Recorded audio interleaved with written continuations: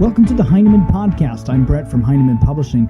This podcast is a chance for you to hear directly from Heinemann authors. Today we're talking with Jennifer Altieri, author of Reading Science, Practical Strategies for Integrating Instruction. Jennifer Altieri has been a teacher, reading consultant, and is currently an associate professor of literacy at Coastal Carolina University. The author of multiple books and a frequent presenter at conferences, Jennifer is passionate about developing readers, writers, and thinkers through content literacy. In her newest book, Reading Science, Jennifer reminds us that literacy skills aren't add-ons to the science class. They are critical parts of instruction. Since science requires specialized literacy demands, students should be prepared for not only today's science class, but for future science classes and the world beyond the classroom.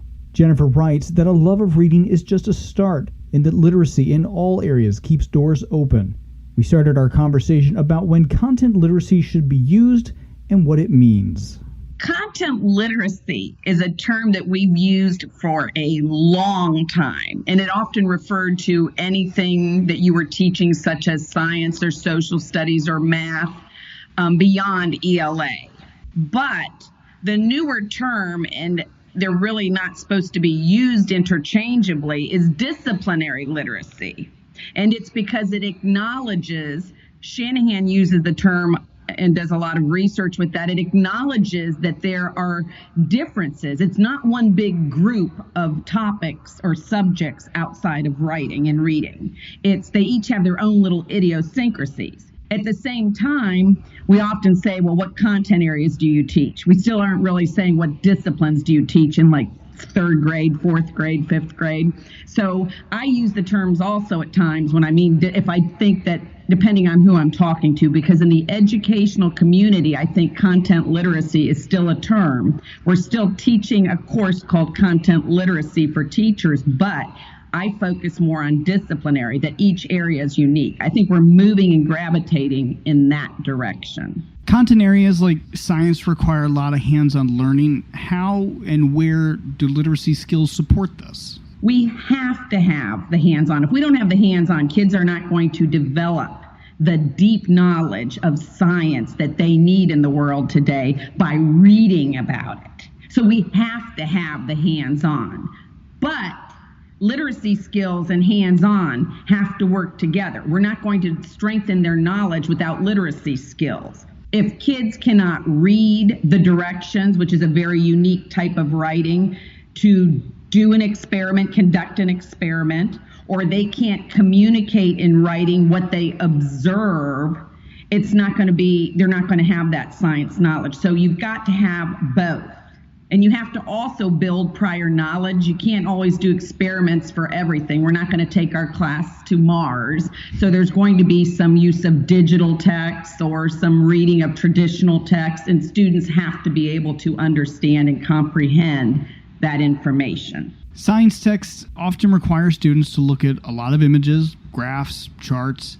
How can we help students approach these types of texts? Science has a lot of images, and they're showing that science textbooks have more and more images and more complex images.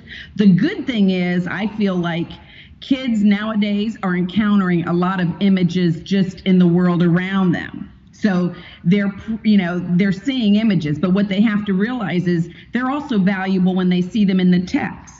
You can't just skip it. You can't just glance at an image because they're in there for a reason. There's a reason the person put them in, the author, the publisher, not just to use up page. They have to figure out, how does the information in that image tie into what they're reading? So they have to think about it. They have to look at what they know and how does that fit and does it make sense? And so images are very powerful, and we have to help students to be able to use those images and to get the information from them. What are other complexities that teachers should consider when working with science texts? One of the things is, I think, again, we're looking at our goal. Our goal is, and I keep telling myself this, we're not around forever when they encounter text. They have to be able to be independent readers and understand the text. I think some of the best things we can do with kids is the complexities. Make sure that there are diverse texts, that kids understand how to use text features. such as headings and glossary and things like that. We have to help kids realize, just like you don't ever believe something you hear from one source, we have to get kids using multiple sources on the same topic so that they can, synthesize and analyze what they're hearing or what they're reading. Another thing I think with the complexities is we do local text, which is text created by students in the classroom. We have to use that text to the best of our ability. And I know we use it a lot with creating maybe a mural, creating a diagram, but anytime we can tie that back into what we're teaching, we can get a lot of learning out of that local student-created text that can help us with the more standard printed texts. How do we pick good trade science texts? There's so much you have to look at. You have to look at the quality of the writing. You have to look at I think the most important thing is the author's background and whether it's given to you or perhaps you can check it out and find the information on the author and whether he has the background knowledge or she has the background knowledge. I think you also have to consider if it's a digital text, then it doesn't go through quite the same review process. And so kids, you can put things on the internet quite easily. And therefore, you really have to look at, information on the background, where the pictures are coming from, where the images are coming from, and things like that. Are there any good trade books out there for science you would recommend? Oh my gosh. I don't think I can recommend just one. I know there are just so many authors out there, and the good thing about trade books, I'm going to say, I'm not going to pick any one author, but one of the good things about the trade books is, unlike textbooks, they're published constantly. They're updated. You're not reading that man is going to land on the moon. He's already got there. And if he hasn't, then you get rid of the book. Yeah. But I mean, that's the great thing about trade books, and the quality of images and everything has just improved so much over time. What are one or two things I can do tomorrow to incorporate more literacy skills into a content area like science, and what kinds of supports are available in reading science to help with this? I think the one thing that can be done tomorrow is to take a second look at the texts that are being used. If you are teaching about space or you are teaching about whatever topic, look at the different texts that you are incorporating into your lessons. Make sure, like we've talked about, that they're diverse, that you're using informational texts, that they're currently written. And in reading science, there are different evaluation instruments that will help you to look at trade books versus digital texts.